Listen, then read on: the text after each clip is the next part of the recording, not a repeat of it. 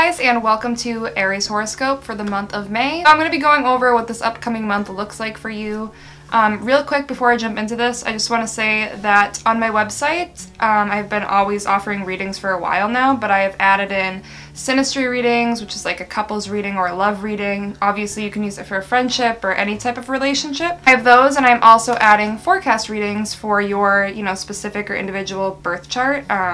Looking into the next month, looking at a specific day, just kind of more like predictive readings. So I have all of those available on my website, which is astrologygrace.com, and I have mini versions of most of them as well, so like a shortened, less expensive version.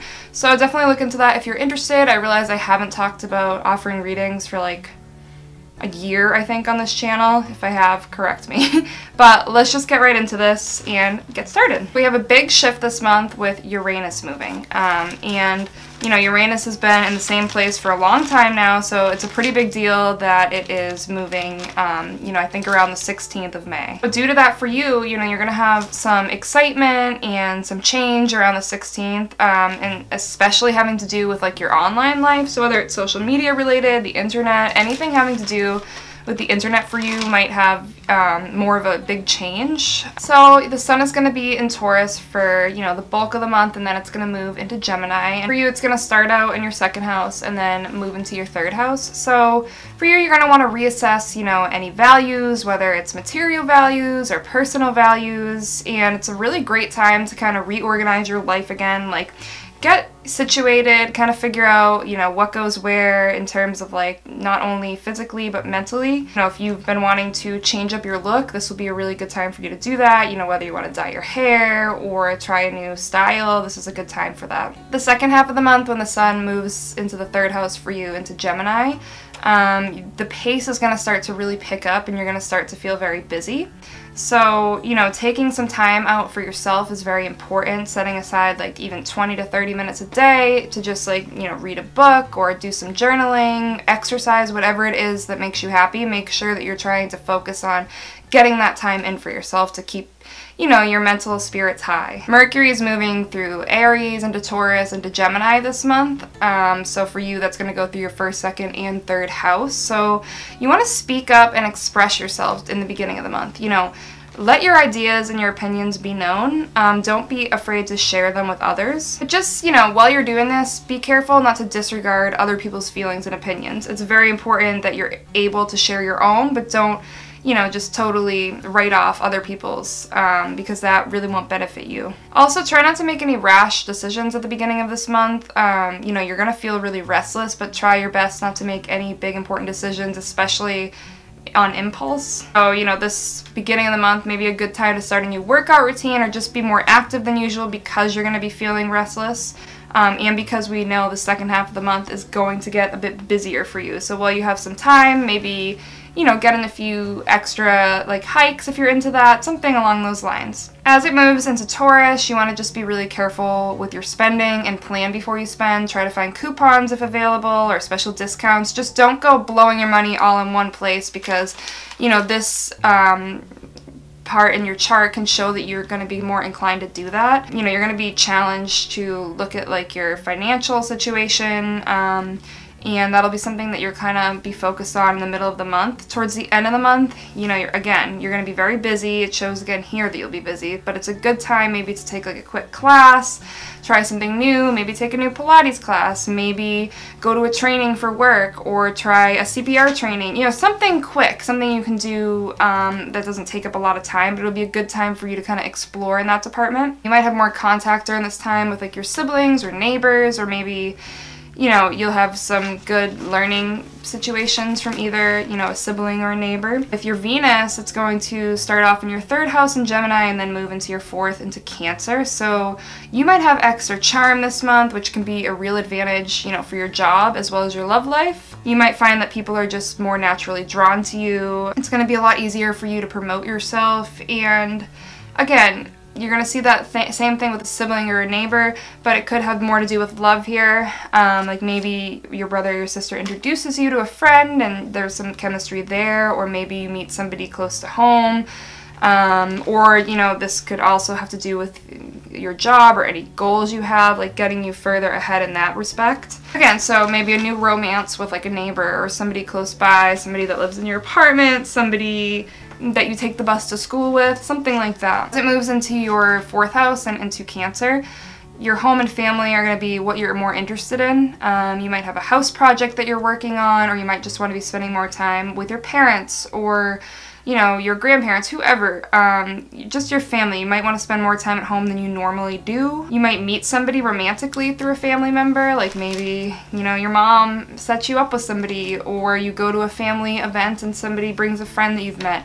Something along those lines. Or if you're with somebody, if you're in a relationship, this might be a really good time that you guys are working on like a house project together. Maybe you're gonna move in together. That's something that would show, or you're thinking about that. So let's look at your Mars next. So your Mars is gonna start out in your 10th house in Capricorn and move into your 11th in Aquarius, you know, towards the 2nd half of the month.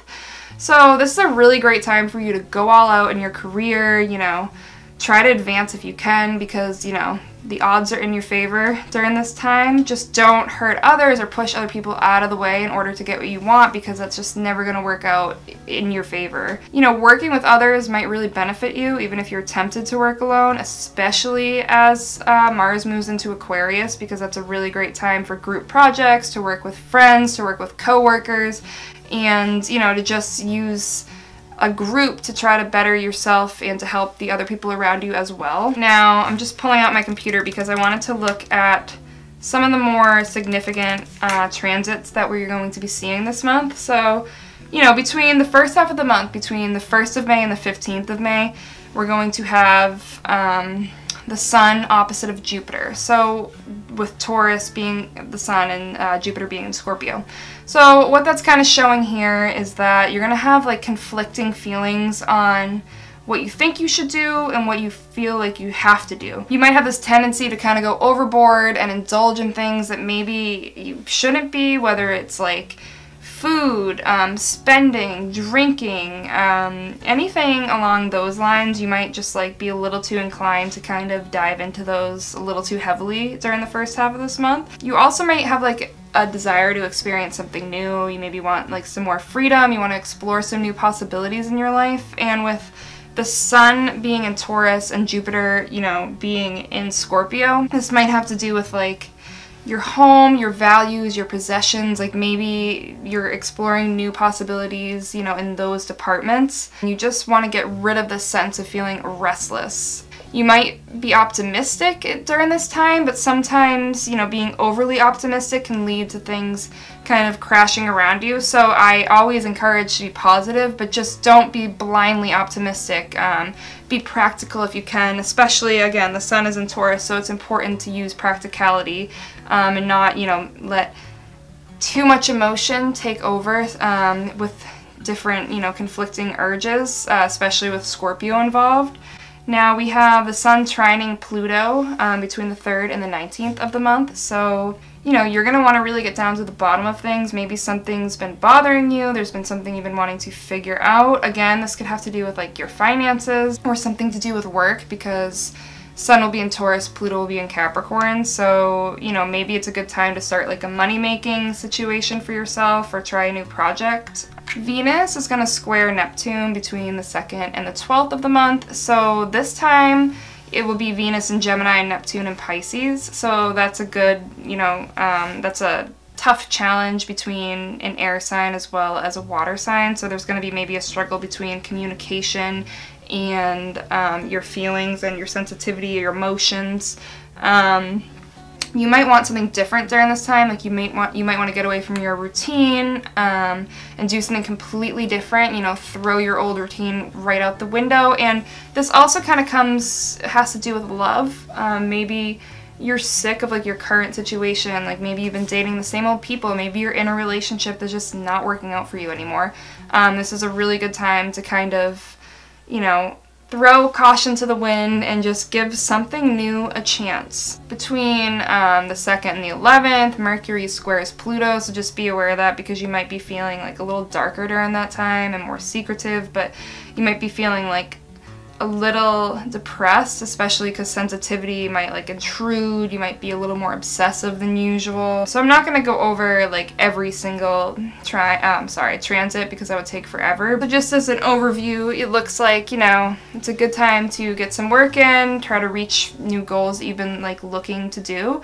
You know, a good time to spend a little time with your family, some siblings, you know, keep your mind open if you're looking for love to people that are kind of close by or maybe related to your family in some way. Obviously not in your family, but you know, you might meet through your family in some way. But it looks like an overall good month for you. A couple periods of maybe a little bit of feeling restless or feeling a little down, but overall you're going to be feeling optimistic through it all, so it's going to be a good and happy month for you. If you like this video, don't forget to give it a thumbs up and subscribe if you haven't already, and I will see you in my next video. So have a good day or night.